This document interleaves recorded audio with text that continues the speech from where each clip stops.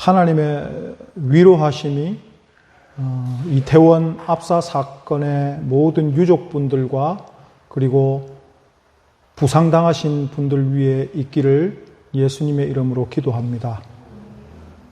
그리고 하나님께서 함께하여 주시고 복 내려주심이 오늘 예배를 참석하신 모든 성도님들과 그 가정과 일터에 항상 함께하시기를 예수님의 이름으로 축복합니다. 오늘은 종교개혁 주일인데요.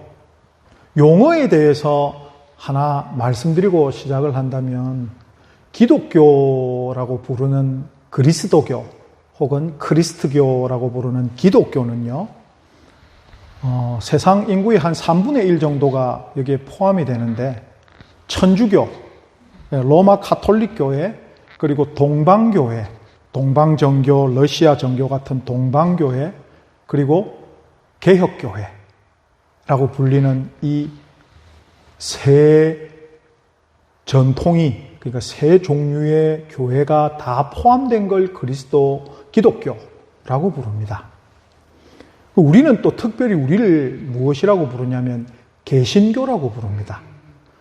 개신교라고 부르는 것은 이제 16세기에 종교개혁을 하고 나서 거기에서 새롭게 교회를 개혁하자라고 얘기한 루터교부터 시작을 해서 장로교, 감리교, 성결교, 이 모든 오순절교 이런 것들을 이제 개신교라고 얘기를 합니다. 정확히 저희들을 교회를 얘기할 때 저희들은 개혁교회, 개신교, 개혁한 교회라고 저희들을 얘기합니다. 이 어떤 마음을 가지고 본래 기존의 교회가 있었는데 좀 개혁해야 되겠다라는 마음을 가지고 이 사람들이 나왔냐면 오직 성경, 오직 예수, 오직 은혜, 오직 믿음, 오직 하나님께 영광이라는 표어를 가지고 우리는 새롭게 하나님을 믿겠다. 성경을 통해서 예수님을 통해서 믿음을 통해서 우리는 늘 개혁하겠다 해서 이렇게 나온 사람들이 우리 믿음의 조상들입니다. 장로교나 성결교나 감리교나 다 여기에 속하죠. 오늘 본문이 역대하 29장부터 31장까지가 뭐냐면 히스기야 왕이 신앙에 대해서 종교에 대해서 개혁을 한 내용이 나와 있습니다. 그 얘기는 무엇이냐면 우리의 조상들이 우리의 신앙의 뿌리가 성경을 통하여 개혁을 하고자 하는 사람들의 모임이었다면 성경을 통해서 성경에 나와 있는 신앙적인 개혁은 어떤 이유로 시작되어서 어떻게 진행되어 가며 어떻게 이루어야 되는 것임을 우리가 오늘 본문을 통해서 묵상할 수 있는 것이죠. 먼저 종교개혁을 일으킨 히스기야 왕이 등장을 합니다. 25살 때 이제 왕이 되었는데요. 역사를 보면 기원전 715년부터 686년까지 통치를 했다라고 나와 있습니다. 그런데 이제 요 앞에 바로 앞전에 722년에 어떤 일이 있었냐면 형제국인 북이스라엘이 망한 겁니다. 아시리아한테 망해버렸습니다. 그리고 나서 이 히스기야 왕은 남유다의 왕이거든요. 이 남유다의 왕인데 보니까 형제국도 망하고 당시에 경제도 힘들고 사회적으로도 너무 문란하고 이런 시대였단 말입니다. 그러니까 히스기야 왕이 이래 하다간 안 되겠다. 우리도 북이스라엘 꼴이 날 수 있겠다. 또 우리가 이렇게 종교개혁을 잘 하면 또 성전을 수리를 잘 해놓으면 북이스라엘에 흩어진 우리 백성들이 본래 1년에 3번씩 예루살렘으로 모여야 되니까요. 성전이 있는. 그 사람들이 성전이 수리됐다는 소식을 들으면 그냥 그렇게 흩어져 사는 것이 아니라 다시 오지 않을까? 그러면 벌써 나라가 없어진 북이스라엘 사람들을 남유다에서 이렇게 챙겨서 새롭게 통일된 나라를 만들 수 있지 않을까? 라는 마음이 생긴 겁니다. 참, 지금 우리네 환경과 비슷하죠. 남과 북이 쪼개어져 있고 한쪽은 망했고 또 어떻게 하면 그 사람들을 수습을 해서 같이 통일되게 살아갈 수 있을까? 또 사회는 경제가 힘들고 무너졌고 세상은 문란하고 폭력적이고 이런 시대에 한 왕이 이거 어떻게 하면 좋을까? 고민함으로 해서 시작되는 일이라는 것입니다. 그래서 오늘 본문을 이렇게 보시면 참 정직한 왕이었고 누구다라는 짧은 소개 이후에 왕이 되자마자 첫째 달에 제일 먼저 무엇을 했냐라는 겁니다. 여호와의 전 문들을 열고 수리를 했다. 또 쑥 내려가다 보니까 레위 사람들을 모아가지고 여호와의 전을 성결하게 하여 그 더러운 것을 성소에서 없애라라고 지금 지시를 하고 있습니다. 저는 이 본문을 읽으면서 참 의아했던 게 뭐냐면 하나님의 성전에 왜 더러운 것들이 있냐라는 겁니다. 하나님의 성전에 더러운 것이 본래 없잖아요. 근데 왜 하나님의 성전에 더러운 것이 있냐 이겁니다. 이것을 우리가 영적으로 생각을 해보면요. 우리 예수 그리스도의 보혈로 인해서 깨끗하게 된 사람들입니다. 믿으십니까? 예, 우리가 예수 그리스도의 보혈로 인해서 또 우리의 몸이 여호와의 성전이라고 성경에 기록되어 있습니다. 그러면 되묻겠습니다. 우리 죄 안 짓습니까? 우리가 예수 그리스도의 보혈로 깨끗하게 된 하나님의 성전인데요. 우리에겐 더러운 것이 없습니까? 있습니다. 그렇기 때문에 오늘 본문이 우리에게 해당된다는 겁니다. 국가적으로, 환경적으로도 해당이 되지만 영적으로 우리가 예수 그리스도로 인해서 다 깨끗하게 된 사람들이지만 우리의 삶에, 우리의 마음에, 우리의 심령에 더러운 것들이 남아있다는 겁니다. 그래서 정리하고 성결하게 하자라는 것이죠.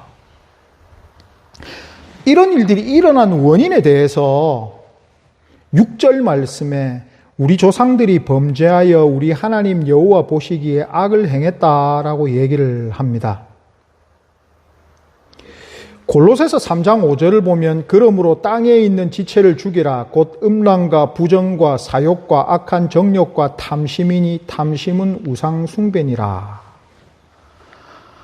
내가 무슨 우상 숭배를 예수 믿은 지가 얼마나 되는데 라고 우리 다 생각하죠.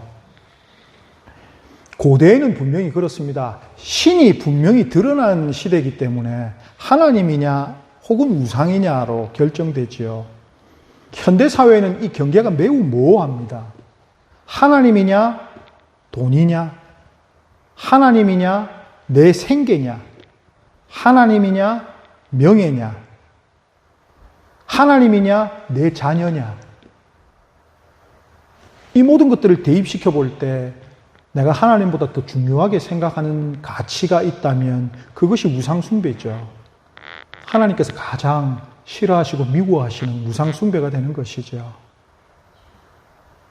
과연 우리가 하나님 앞에 우리의 성전, 스스로의 성전은 깨끗합니다. 혹은 우리가 섬기고 있는 우리 주광교회는 하나님 앞에 정결합니다. 라고 과연 말할 수 있느냐 했을 때 말할 수 없죠. 그래서 히스기야가 분명히 이것을 얘기합니다. 하나님이 보시기에 악을 행하고 하나님으로부터 얼굴을 돌려 성소를 등졌다라는 것으로 표현하고 있는 것입니다. 그러면 이것에 대해서 하나님의 진노를 지금 받았다라는 겁니다. 어떤 진노를 받았느냐? 유다와 예루살렘이 두려움과 놀람과 비웃음거리가 되었습니다. 8절 말씀 그리고 9절 말씀이죠. 조상들이 칼에 엎드려지고 자녀와 아내들이 사로잡혀갔다 라고 되어 있습니다. 뭐 우리한테 지금 이런 일은 안 일어나죠. 뭐 전쟁이 벌어졌습니까? 누구한테 사로잡힐 일이 있습니까? 뭐 빚을 많이 져서 집이 넘어갔습니까? 뭐 이런 일은 없잖아요. 이런 일이 안 일어난다고 내가 지금 하나님한테서 잘 살고 있다라는 그런 착각을 해서는 안 됩니다. 내 마음에, 내 성소에 더러운 것이 남아있다라는 것을 스스로 인지하고 있다면 그냥 하나님이 은혜로서 나를 지켜주고 있는 것이지, 하나님이 우리를 사랑하시는 게 이렇게 비유를 하는데요. 모든 자녀들이 사랑스러우시죠. 아들, 딸들 사랑스러우시죠. 근데 모두가 부모님의 기쁨이 됩니까? 모든 자녀를 보면 막 자랑스럽고 기쁘십니까? 그건 아니잖아요. 사랑하시잖아요. 근데 모든 자녀가 나의 기쁨이 되는 건 아닌 것처럼 하나님 우리를 사랑하시지만 우리 모두가 하나님의 기쁨이 되는 것은 아니라는 것입니다. 그럼 이 문제를 어떻게 해결할 수 있을까? 히스기야가 고민을 한 끝에 10절 말씀 얘기를 합니다. 이제 이스라엘 하나님 여호와와 더불어 언약을 세워 그 맹렬한 노를 우리에게서 떠나게 할 마음이 내게 있다. 이 참 뭐라고 해야 될까요? 하나님과 언약을 세워서 하나님의 진노를 우리에게서 떠나게 하자라는 것입니다. 하나님의 나라를 살고 있는 하나님 나라의 백성은요, 세상 나라의 방법으로 하나님 나라를 회복시킬 수 없습니다. 이게 참 중요합니다. 하나님 나라의 백성은 하나님 나라에 속해 있기 때문에 세상 나라의 방법으로 회복시킬 수 없다라는 것입니다. 세상에서는 돈이 있으면 회복이 되거든요. 그럼 예를 하나 들어보겠습니다. 우리 교회 재정이 부족하지는 않지만 우리 교회 재정이 2배로 더 들어온다라고 해서 우리가 예수님 2배로 더 잘 믿을까요? 그게 예수님을 2배로 더 잘 믿게 하는 원동력이 될까요? 안 됩니다. 안 되죠. 세상의 방법으로 하나님의 나라는 회복될 수가 없는 것입니다. 로마서 14장 17절을 보면 하나님의 나라는 성령 안에 있는 의와 평강과 희락이라고 되어 있습니다. 세상 나라는 먹고 마시는 것이죠. 완전한 차이가 있는 것입니다. 하나님의 나라를 회복시킬 수 있는 건 오로지 하나님과의 새로운 관계를 다시 맺는 것 외에는 방법이 없는 겁니다. 그래서 히스기야가 제일 먼저 무엇을 했냐면 그럼 하나님이 계시는 성소를 치우자, 정리하자가 되는 겁니다. 왜? 하나님을 향한 그 마음이 거기에서 시작된다는 것을 히스기야가 알기 때문입니다. 그러면 하나님의 진노를 벗어나고 하나님과의 관계를 새롭게 할 방법이 무엇이냐가 11절에서 19절까지 나와 있는 겁니다. 11절에서 19절 내용을 보면 신앙의 개혁을 내가 어떻게 하는 것이구나, 이런 방법이 있구나가 이제 나와 있는 것이죠. 11절 말씀을 보면 이렇게 시작을 합니다. 내 아들들아 이제는 게으르지 말라. 뭐에 게으르지 마라라는 것일까요? 이미 너희를 택하사 그 앞에 서서 수종들어 그를 섬기며 분향하게 하셨느니라 라는 것입니다. 본래 이래 임무라는 게 있습니다. 본래 임무. 사람이 이 세상에 태어났는데 우연히 태어난 것이 아니라 성경에서는 분명히 사람의 그 목적을 얘기하고 있습니다. 에베소서 2장 10절에 너희는 하나님이 만드신 바라 예수 그리스도 안에서 선한 일을 하기 위해 지으심을 받은 자니라고 얘기를 하고 있고, 이사야서 43장 21절은 이 백성은 나를 찬송하기 위해 만들었다라고 말씀하셨고, 또 이사야서 43장 7절에 이 백성은 하나님의 나의 영광을 위하여 내가 만들었다라고 하셨습니다. 그러면 지금 여기 나와 있는 수종들어 그를 섬기며, 이게 성도의 목적이라는 겁니다. 왜 태어난 이의 목적이 무엇이냐라고 하면 성도는 하나님 앞에서 하나님을 섬기는 것이 인생의 목적이라는 겁니다. 내가 잘 먹고 잘 살고 내 다음 세대에게 돈 많이 넘겨주고, 이것은 세상 나라에서 얘기하는 유업이고요, 하나님 나라의 유업은 다르다는 것입니다. 하나님 나라의 유업은 하나님 알고 하나님을 더 잘 섬길 수 있도록 다음 세대에게 전해주는 것이 하나님 나라의 유업이라는 것입니다. 그래서 하나님 섬기는 일에 게으르지 않아야 한다라고 가장 먼저 얘기를 하고 있습니다. 그러면서 이 얘기를 들은 레위 사람들이 이제 게으르지 않고 힘을 내는데요. 이에 레위 사람들이 일어나서 쭉 나옵니다. 나오면서 힘을 내고 있는데요.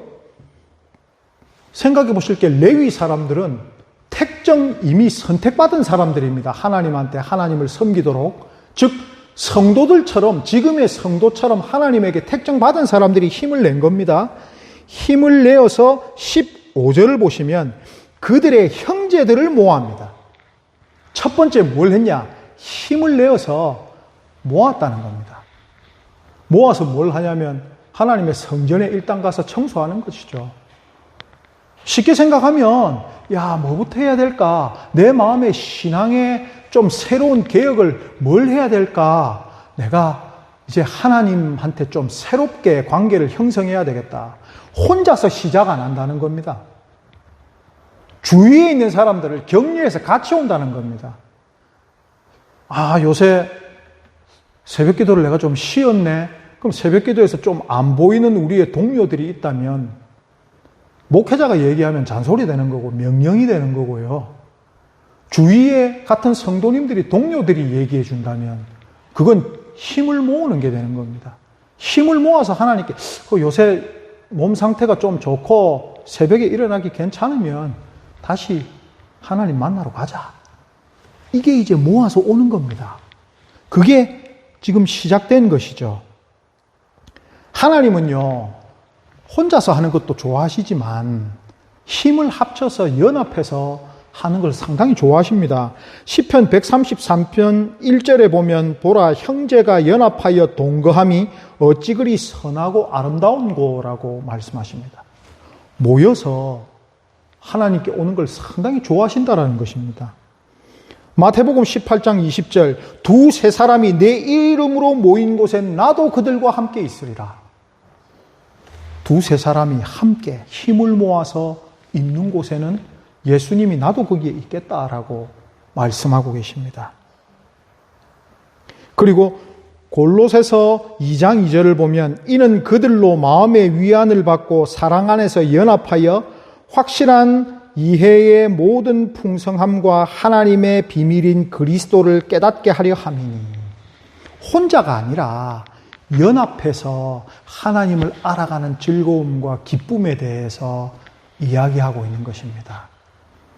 그러니까 혼자서 또 신앙생활을 하면 힘들거든요. 주위에 있는 사람들이 같이 으쌰으쌰 해서 모여서 온다는 것입니다. 모여가지고 15절에 모아서 두 번째는 뭐냐면 성결하게 하고 옵니다. 그 모여서 뭐 할 거냐라는 것이거든요. 성경을 보면 성결하게 하는데 필요한 몇 가지 방식들과 요소가 있는데 그 첫 번째가 뭐냐면 피입니다. 피. 레위기 16장 19절에 보면 또 손가락으로 그 피를 그 위에 7번 뿌려 이스라엘 자손의 부정에서 제단을 성결하게 할 것이며 또 출애굽기 30장 35절에 보면 그것으로 향을 만들 때 향 만드는 법대로 만들고 그것에 소금을 쳐서 성결하게 만들고 그리고 출애굽기 19장 14절에 보면 모세가 산에서 내려와 백성들에게 이르러 백성들을 성결하게 하니 그들이 자기 옷을 빨았다라고 되어 있습니다. 피와 소금과 물로 성결하게 한다라고 하는데 여기에는 의미가 들어있죠. 피, 예수 그리스도의 보혈, 우리를 정결하게 하는 것은 예수님의 보혈밖에 없습니다.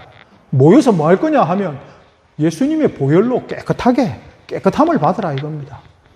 두 번째는 소금은 뭐냐면 약속할 때 치는 거거든요. 소금은 변하지 않게 하는 성질이 있기 때문에 하나님과의 약속이나 사람들 간의 약속을 할 때 소금을 칩니다. 그러면 성결하게 되는 게 뭐냐면 하나님의 약속을 믿는 겁니다. 하나님이 나를 인도하시고 하나님이 나를 택정하셨고 하나님이 나를 보호해 주시고 하나님이 나를 깨끗하게 해 주실 거야. 라는 것을 믿는 것이죠. 그리고 물로서 하나님의 은혜로서 사람은 스스로 깨끗해질 수 없습니다. 하나님의 은혜가 없으면 결코 깨끗해질 수가 없죠.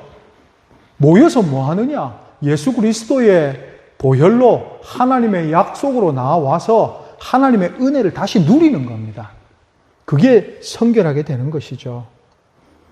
그 다음에 왕이 여호와의 말씀대로 명령한 것을 따라라고 되어 있습니다.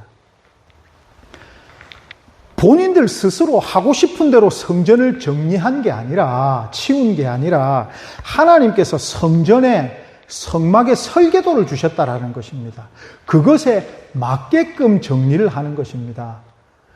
성전과 성막의 가장 안에는 뭐가 있냐면요, 지성소가 있습니다. 그 지성소에는 뭐가 있냐면 하나님의 언약궤가 있습니다. 하나님의 언약궤. 우리의 신앙의, 즉 우리의 가장 심령의 가운데, 신앙의 가운데 무엇이 있냐면 하나님의 언약궤가 들어있어야 된다는 것이죠. 하나님의 언약궤에는 무엇이 들어있습니까? 다 아시는 것처럼 십계명 돌판과 만나를 담은 금항아리와 아론의 쌍난 지팡이가 들어있지 않습니까?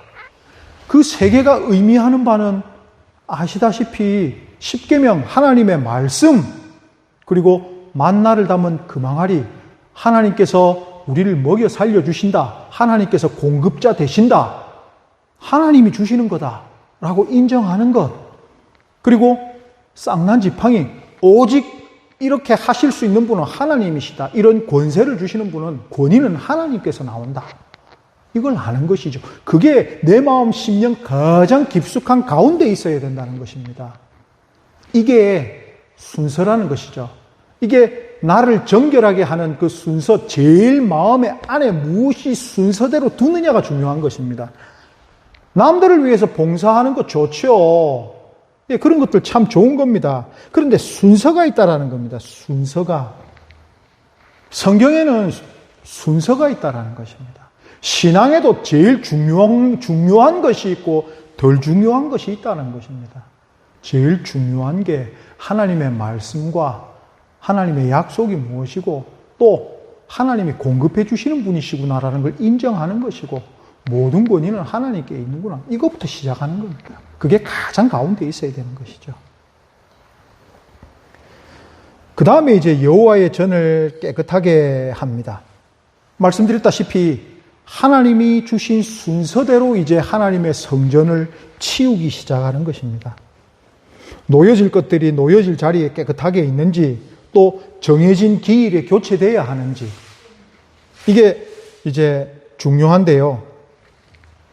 정해진 기일에 정해진 것들이 갈아져야 됩니다. 지성소가 가장 안에 있고 그 밖에 뭐가 있냐면 성소가 있는데, 성소에는 또 세 가지 품목이 있습니다. 무엇이 있냐면 여호와께 바쳐지는 떡, 진설병을 놓는 떡상이 있고요. 그리고 하나님께 아름다운 향을 피워드리는 금향로가 있습니다. 그리고 그 옆에 그 어두운 곳을 밝히는 금촛대가 있습니다. 이거 세 개가 있는데 이거 매일 갈아줍니다. 떡도 매일 갈아주고, 그리고 향로 안에 있는 재를 끌어내고 새로운 향품을 또 갈고, 등을 켤 기름을 매일 갈아줍니다. 이건 매일 가는 것이거든요. 그러면 이게 뭐냐면 정해진 기일에 정해진 물품들을 갈아야 된다는 얘기입니다. 이게 우리를 정결하게 하는 것입니다. 이게 우리를 개혁해 하는 것입니다. 하나님께 바쳐진 떡이 무엇이냐? 사람은 떡으로만 사는 것이 아니요 하나님의 말씀으로 말미암아 사는 것입니다. 하나님의 말씀을 매일 읽고 묵상해야 한다는 것이죠. 향은 하나님께 올려드리는 기도입니다. 요한계시록에 금향단이 하나님 앞에서 부어진다. 이것은 성도들의 기도다 라고 되어 있습니다. 하나님께 기도드리는 가장 최소의 기간의 단위가 매일이라는 겁니다. 그리고 금촛대, 성령의 기름으로 언제나 마음이, 성소가 밝혀져 있어야죠. 이건 매일 구해야 한다는 것입니다. 그래서 매일매일 이렇게 나를 신앙적으로 개혁해 나가는 것이죠. 지금 그것을 레위 사람들이, 택정받은 사람들이 그렇게 하고 있다는 것입니다. 그러면서 17절을 보면 첫째 달 초하루에 성결하기를 시작해서 8일 걸려서 한 16일 정도 걸렸다 그죠.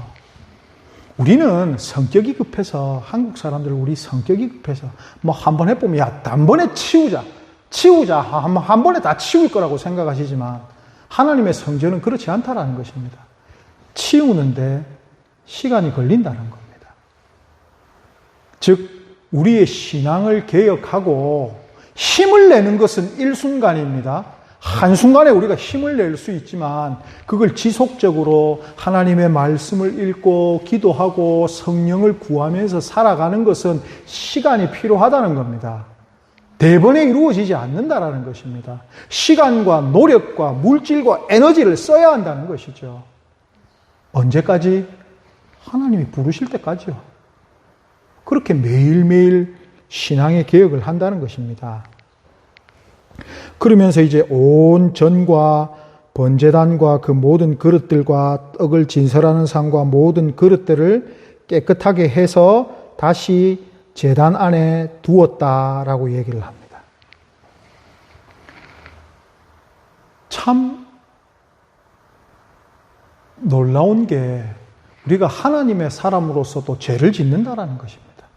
우리가 우리의 마음과 몸으로 하나님께 영광과 하나님께 찬송과 하나님께 예배를 드릴 수도 있는데 우리가 우리의 마음과 우리의 몸을 가지고 죄를 지을 수도 있다라는 것입니다.